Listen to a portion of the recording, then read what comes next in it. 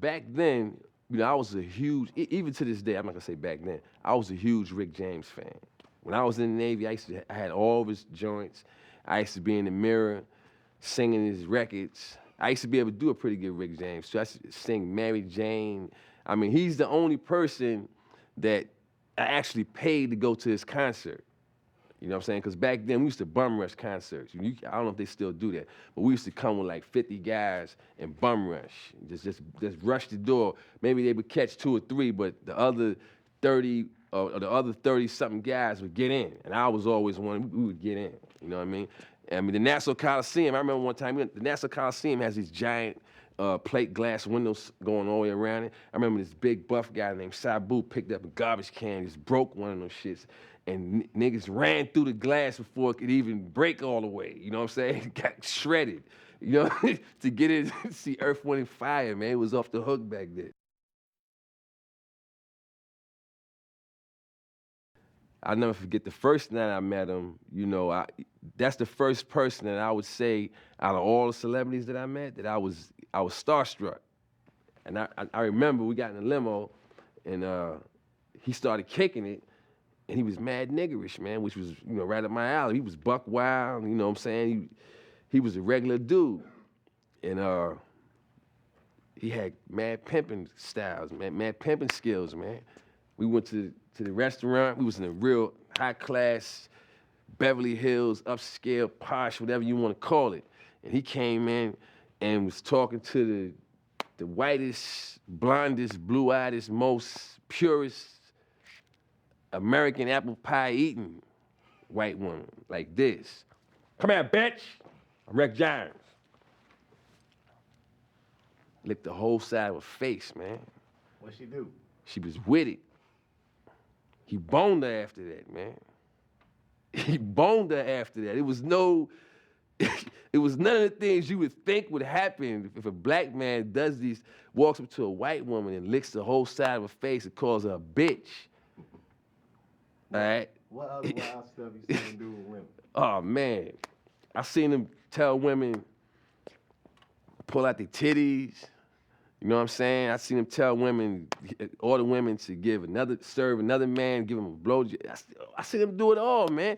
Anything that's part of something you would think a pimp would do, and this wasn't a pimp, this is a rock star. It wasn't no pimp, it was just a straight up player, man. He wasn't trying to, it was like, that's how he was rolling, man, and the women was all with it, man. I got a good friend that broke up with his girl because he took her to one of the concerts and Rick called on stage and threw his tongue down her throat. She was with it. They were supposed to get married, man. You know what I'm saying? He seen his fiance sucking Rick's tongue on stage, Madison Square Garden, man. This shit really took place, you know what I'm saying?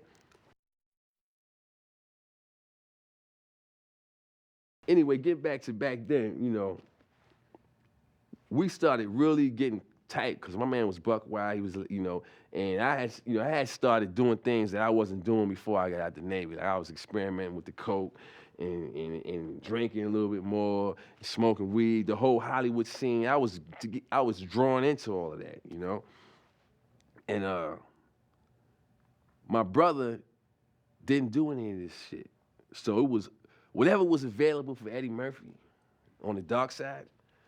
I got all of it. Because he didn't want any of it. I got it was millions of chicks lined up that had a chipped toenail or, something was wrong with them. That's all it took with him, chipped toenail. I don't care how fine she was, man. Toenails chipped. You don't want her? Fine. I was having them, you know what I'm saying? It was all kind of cats wanting to hang out with kilos of blow. He didn't want to do blow. Oh, you don't want to hang out with them? Fine. It was Jamaicans with bales of weed like this. Man, I give you all you want for free. No, just hang out with me, Eddie. He wasn't with it. You don't want the weed? Fine. I was there for all that shit, man. And Rick James was the embodiment of all of that by himself. He had the weed, he had the chicks, he had the drink, he had the location. He's the first person who I went to his house. He had a pool in his living room. All right? It wasn't no separate, it was in his living room, it was a gigantic pool with plants all around it. I bugged out, man, from that whole shit. You know what I'm saying? I'm hanging out. We go up to his house for the weekend and got snowed in. And his house was like, it was one big mansion, then it had connecting joints to it. You know what I'm saying? And each one of the houses was filled up with women. You know, the Mary Jane girls and this one, Val Young and the other one. You know what I'm saying? Then the groupies in the next one, and some more groupies in this one over here. And processing the do-rags is over there. I mean, it was off the hook. It was around-the-clock food. You understand? He had Linda Hunt coming out with whatever you want at 24 hours a day. I had never been exposed to nothing like that. And that was kind of like my first inside look at my man's whole behavior. And he had this thing with me where he used to always like fuck with me, man. I don't know what started it, but he would fuck with me. Like we went up to the house and we snowed in, and he took it upon himself. I never forget it, to get on the loudspeaker throughout the whole compound and say, if anybody gives Charlie Murphy some pussy, they fired. I don't know what made him do that. You know, I don't even know if there was a discussion with all the chicks, like, you know, I'm getting them first or whatever. But I remember he did that. And he had the security monitor me the whole time I was there. I thought that was weird because everybody else was doing their thing. But for some reason, he didn't want me to have any fun. After that, we kept hanging out. You know, whenever he was in town, we would hang out or whatever. We'd run into each other in L.A. And then, you know, he and I, because of the drug thing, we had it was a separate relationship outside the one that we all had when Eddie was there, because Eddie didn't get high. He used to wake up in the morning and say, why y'all motherfuckers can't, why is everybody so tired? Because we didn't go to sleep yet. And it'd be time to go to work. We would be up all night.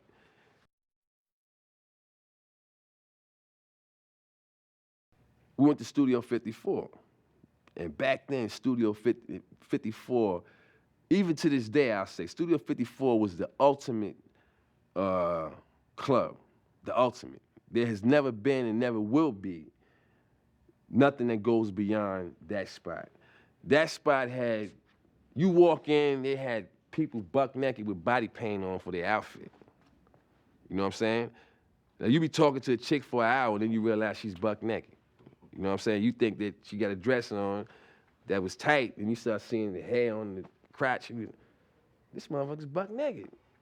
You know what I'm saying? And then, you know, everything was going on up in there. Up in the balcony, niggas was doing their thing in the balcony, whatever they want, have sex, get high, you then come back downstairs, start dancing, and go to the bar, start drinking, and they had food in there. It was like to come in and do whatever you want and stay till the sun came up spot. So all of the who's who in show business and then in the business world, they was in there. They was buck wild in it. So he handed me the blunt. We lit it up, started smoking it. I guess that's the peace offering or whatever. You know, we smoking the blunt. And then my man just said, yo, do Charlie Murphy. It's like at least 10 women. It was a lot of women on the bed, man. I mean, blonde hair, brunette, afro, cornbread, it was all there. That's a smorgasbord. That's whatever you want, man. That's whatever you like. It was even an Oriental over there. Now, how many black men you know can say they bone Oriental? Holla. You know what I'm saying? I'm saying that's rare, man. That's rare in America. That's rare in America. I can proudly say I'm a member of that class, man. You know what I'm saying? That, you know, I went there, and it was, you know, all because of Rick James. That's what turned me on to that. You know what I'm saying? I ain't ashamed to admit it. You know what I'm saying? It was a good time, a good thing. Like I told you, I whipped Rick's ass a minimum of 10 times. That's a minimum. That's a bare minimum. It's been more than that. But I'm only going to tell you a couple of the stories because, you know, Rick is so wild and has went so far off the meter. It's shit that I can't even tell you on TV. I mean, you know, for the sake of our friendship, you know what I'm saying? I'm not even going to bring it up. But trust me, he's went there. He has went where it's like, yo, Rick, man, what the fuck is wrong with you, man? You done took this shit too far. And his response is like this. There's no such place. Darkness.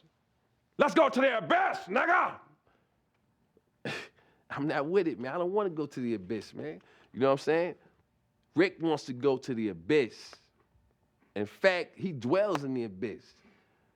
Rick James dwells in the abyss, okay? And he wants company sometimes, you know? And for some reason, he likes to reach out for me. Whenever I'm around, when he wants to go there, he will reach out for me to try to take me to the abyss with him. And I'm not with it, man. I'm not with it. And that's when we end up, you know, tussling or whatever, you know what I'm saying?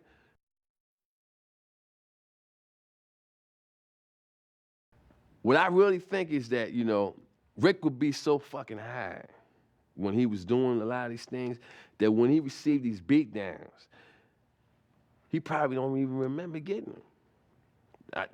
That's the only thing I could come up with. For you to keep doing the same thing, get an ass whipping, come back, go there again, get another ass whipping. But the one thing that you had in common in all of those ass whippings was you was fucked up. That kind of tells me you don't remember getting the ass whipping.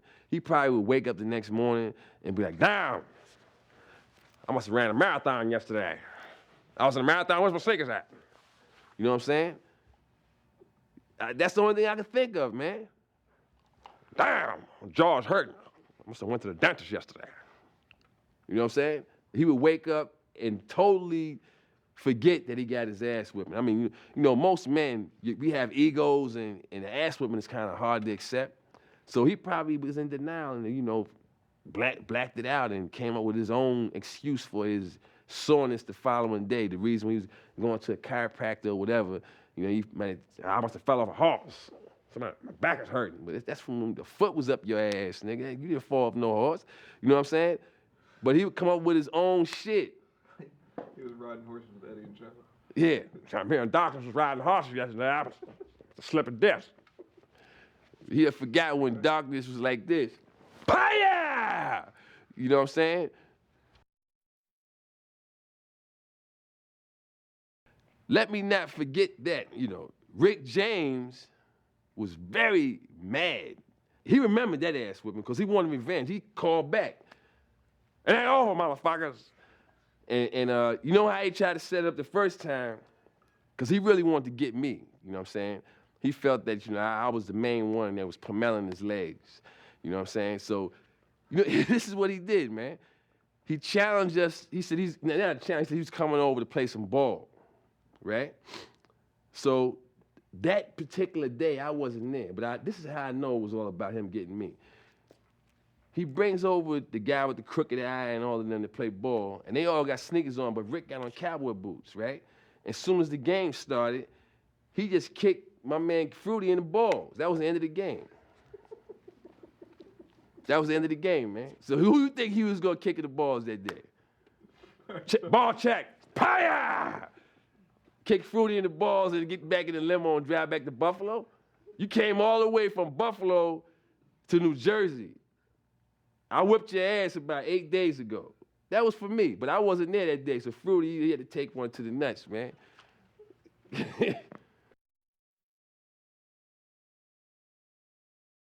And you know what? I know he probably went home and felt that he was victorious that day, but the reality of the whole thing is Fruity has 2 children today, so you weren't that victorious, okay? Still friends, man. How are you still friends with him? We still see each other on a regular. Whenever I go to California, you know, Rick James is like a family friend. He knows my moms, he knows my brother, he knew my pops before he passed. He knows my kids. I know a couple of his kids. I know his sister. I know his brother. I met his mother before she passed. I know, you know, we know each other, man. This is just some kooky shit that went on in the 80s that looking back on it, it was insanity when it was happening, man. But it was just normal. It was the 80s. It was the time, you know. It just happened, and you know, and now I can look back on it, and it's funny as hell. So why not talk about it? You know what I'm saying? Why not let somebody else laugh? Because I laugh when I think about this shit, because the shit was funny, and it was, you know, it was insanity, and you know, hey, it happened.